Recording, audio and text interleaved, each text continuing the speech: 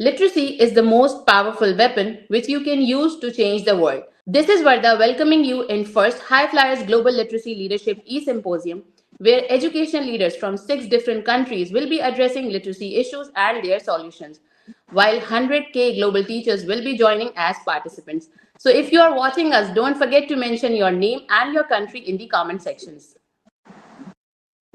And today it is an honor to introduce all of you to Dr. Ahmadul Haq, who will be discussing cultural and linguistic literacy preservation with us today. As he is an experienced academic and administrator with more than 2 decades of teaching and leadership experience in higher education. Currently serving as chairperson of the Department of Business Administration and in charge of the Department of Pakistan and Islamic Studies at Sir Syed University of Engineering and Technology in Karachi. Dr. Haq holds a Ph.D. in Islamic Finance along with advanced degrees in HRM and Islamic Studies and a Ph.D. in Islamic Banking and Finance also. He has contributed to curriculum development aligned with HEC policies, launched new programs in business and IT and media sciences, and implemented outcome-based education. A published scholar with several journal articles, Dr. Haq is also a certified trainer, public speaker, and active participant in academic and media forums. Passionate about education and policy, he continues to mentor students, train faculty, and contribute to the growth of academia in Pakistan. And by now, you must be so eager to learn from him. So I am welcoming him officially. Thank you so much, Dr. Saab, for giving us your time today. Thank you very much. So we will not wait more because we are very eager to learn from you. I would like to start with my first question. How can educational programs effectively integrate cultural and linguistic preservation efforts into literacy initiatives? And what strategies are most successful in promoting multilingualism and cultural heritage? Yes, thank you very much, Varda. It's an honor for me to be a part of this wonderful academic forum where we are discussing issues which are not normally discussed in today's challenging environment. So this is very critical, especially for those countries which we can say subcontinent countries like India, Pakistan, Bangladesh, where we see the post-colonial impact. So the very basic thing that what I think is the education system in these countries are not established on proactive approach basis. This is actually reactive. So we actually missed many things in the formation of education system in Pakistan. Because I am from Pakistan, so I will be more focusing on the issues in Pakistan. So we missed many things. For example, the very common issue that the system, education system, is not established on proactive base. When we say that it should be established on proactive approach base, so it means that we have to incorporate things or incorporate such things in the curriculum which are relevant to the society. So if you establish something on reactive basis, means someone is directing you and you are including things in your curriculum based on this thing and based on that thing. So it will not be fruitful in your society.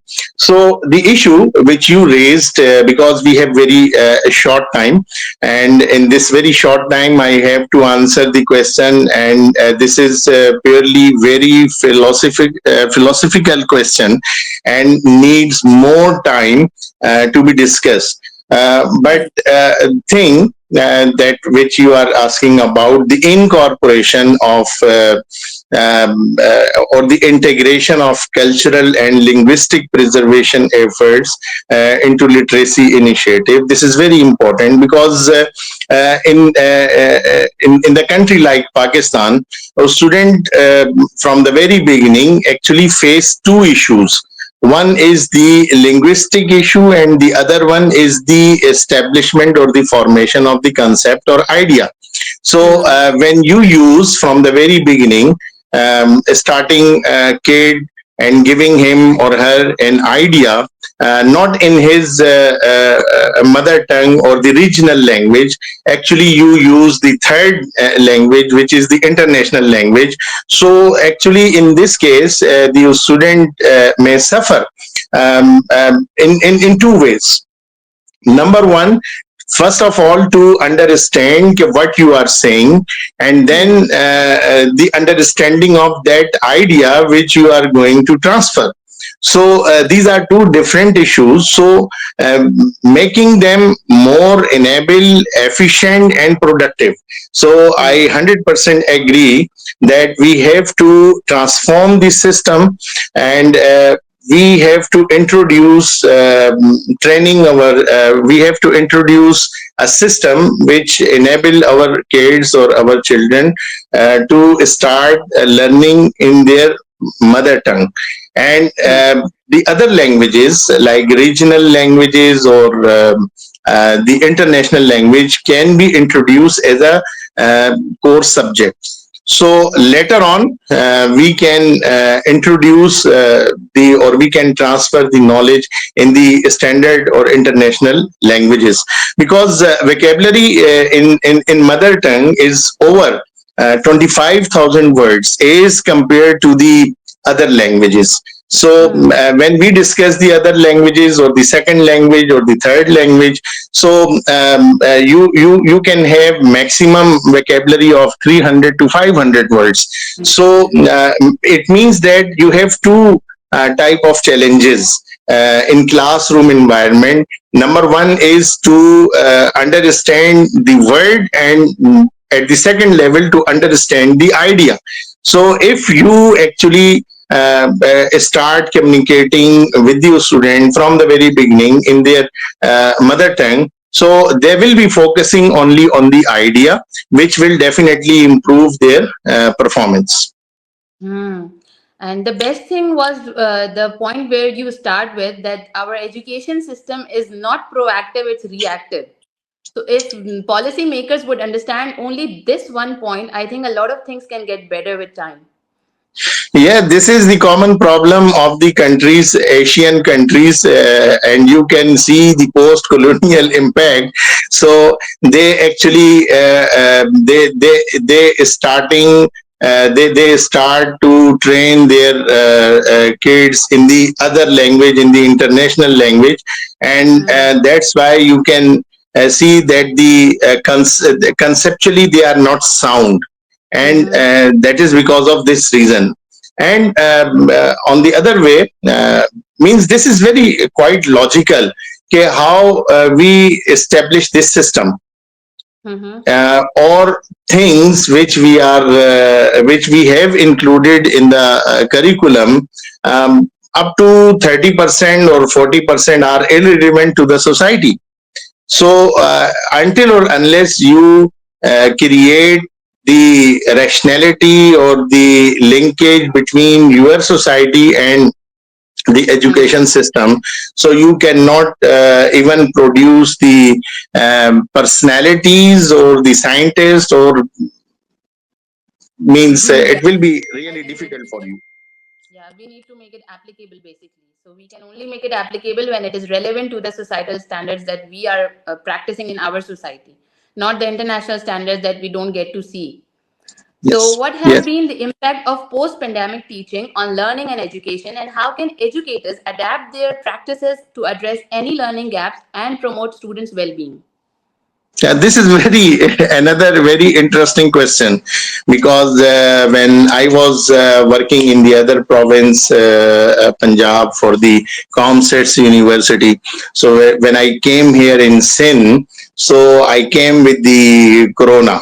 So I joined SSUET University in 2020 January, but after 1 or 2 months after, there was a closure of the universities in the whole country. So what I experienced in Corona means if you um, want to highlight the main issues or the pandemic impact. So it brought the human, I would say that it brought the human closer to the devices, which is not possible, which was actually not possible in that due course of time. So people were not so used to have interaction with the devices, with the gadgets. So this pandemic actually forced them to use these devices and to have some other platforms. So benchmarking concept was established because having interaction with the different universities, watching their videos, listening their audios, and the other virtual environment. So universities started to compete with the other universities, and hence another concept of benchmarking was established. So due to lack of technology or technological awareness, student performance was actually declined. Virtual learning environment was exposed in educational system, and enhancement of teacher or capacity of the teacher enhancement. So it was a big question mark. So these were the impact of actually pandemic. So in my program, I observe keenly about the revamping of the curriculum of the business administration, because before pandemic, what we were doing, we were only communicating the theoretical knowledge to our students. But after a pandemic, the industrial requirement was quite changed, and then I thought to include computing subjects or the courses based on computing activities. So I introduced multiple courses to address the industrial need, and that was a very wise decision, because at that time I came to the conclusion that now this is the time of interdisciplinary courses, because you have to have multiple interdisciplinary skills to serve university or to serve the other organization or industry, because you have to have some specific skills while serving any university. And before pandemic it was not so important, but after pandemic there is no survival without having computing skills. So skills are required. Now you can see the debate, very important debate in Pakistan, that students are going for skills, for short courses, for certifications, and they are avoiding to spend more time in 4-year programs or 6-year programs, or to proceed with BS program, master's program, and PhD program, because having skills fulfill their need and satisfy them in terms of getting money in very short period of time. So I think now the question is, what the strategy? So I I thought that some universities actually continued with the system, and they assumed the system and they called it new normal, to have or to introduce a hybrid system, to go with the physical, and some courses they launch on online mode or asynchronous mode, online or hybrid. So this actually improve their capacity. This actually change the idea, and it has a very logical impact. You see that after economic recession of 2007, so there is a continuous decline in the throughout the world. So so that's why if we talk about the system, which may be a hybrid system, so it will not only be beneficial for the universities only, it will be beneficial for the students, it will be beneficial for the environment, It will be Hmm. beneficial in all perspective for the different stakeholders. So I think that some universities take it new normal, some discontinued, but universities or schools who took it new normal and they incorporated ODL teaching system in their curriculum. They are Hmm. they are moving ahead. They are successfully moving ahead, and they have more studentships. And I think what should I say that they are known as a good universities and in the top ranking of our country. Maybe because they are catering the needs of the students in a better way, and Yeah. that is what is required. And my next question is Like also you you how. you can you can see in see it in other way around, that Hmm. if you are teaching in a virtual environment, so you have the accessibility of the different things. Means Right. if you are not in the virtual environment, if you are in the classroom, so in Hmm. this sense our student may have more than 10 teachers. One, Hmm. the person who is in front of the teacher, the other one is the Google, the third one is the YouTube, the fourth one is the Facebook, and so on. But when you it's you if you are in the virtual environment, so you can say you can see that you are incorporating or you are presenting yourself through the support of the rest of the 9 forums. Means you can show the video, you can Hmm. use the tools effectively and efficiently, and people student will be more engaged in your classroom. Hmm. Hmm. Correct. Undoubtedly, because we have been witnessing all of these, what you are saying. So I totally agree with this. And my next question will also be connected to both your previous answers somehow because you addressed them really well. But what are the key differences and challenges in promoting literacy in urban versus rural setting?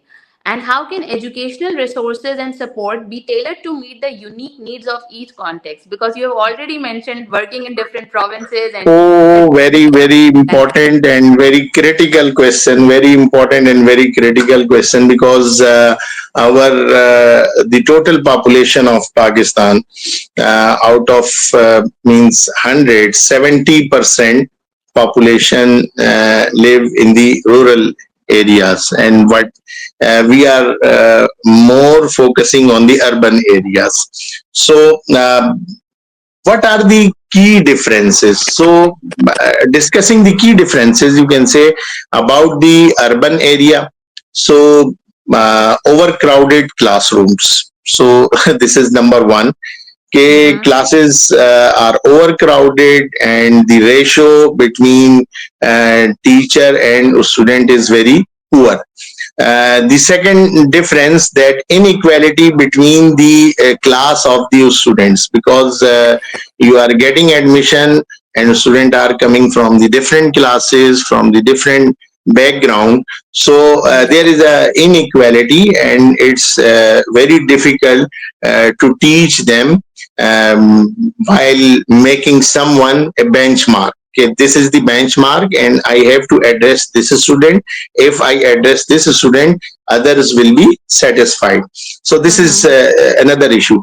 The third issue is the multilingual and cultural class. So definitely, when you are in the mega city or you are in the urban, working in the urban area, so people actually will be coming from the different backgrounds, cultural backgrounds, and different linguistic backgrounds. So you will face these things.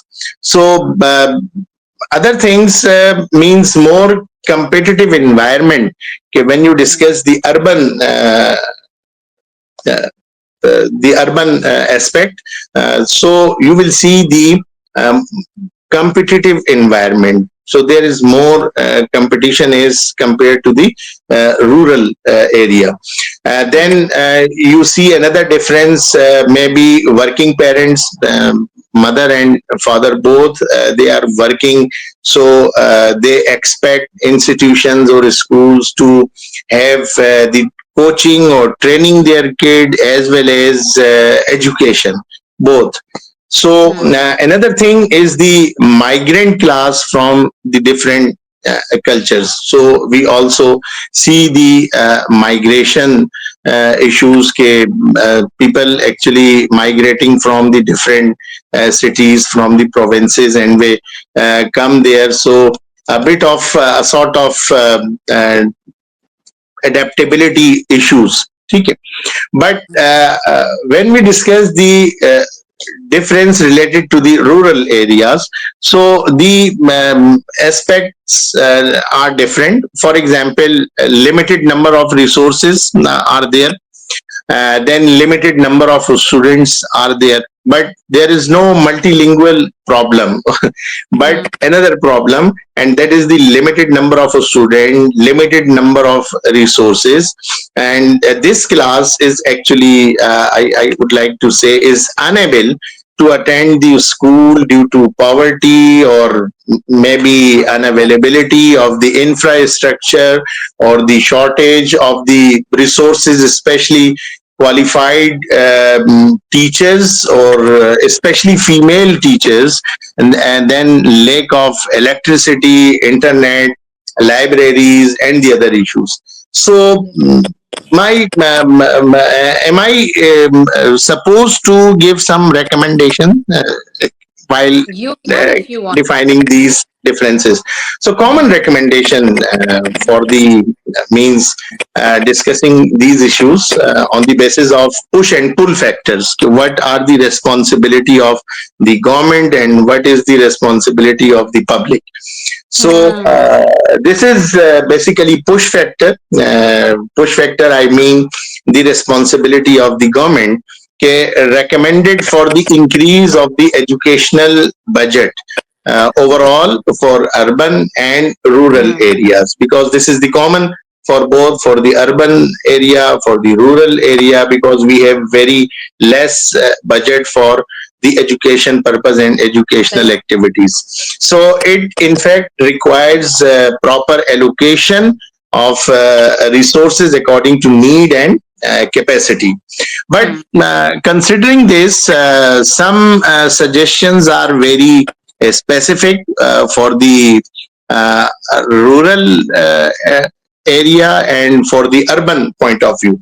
For the urban point of view, we need equity in education through bridging the gap between private and public schools through improved government facilities. This is Very number one, important. because we have to have at par, because we have first of all two sectors. One is known as public sector, other one is known as private sector, but different classes are there in the private sector. So equity in education through bridging the gap, then bridging the gap between private and public. Then digital learning platforms are required, like a smart classroom, e-learning platforms, and online libraries. This is for urban. For rural, a special initiative for the establishment of virtual schools, like virtual university. In Pakistan, we have Virtual University of Pakistan, which is actually working on the outreach and addressing the areas in the especially rural areas where uh, the education or the environment is very difficult. So they are actually providing their facilities to those areas, and it's good. But we have to think about the introducing another some other platform for those who are at the level of secondary school level, primary school level, secondary school level, and higher secondary school level. So we need to establish a sort of this system.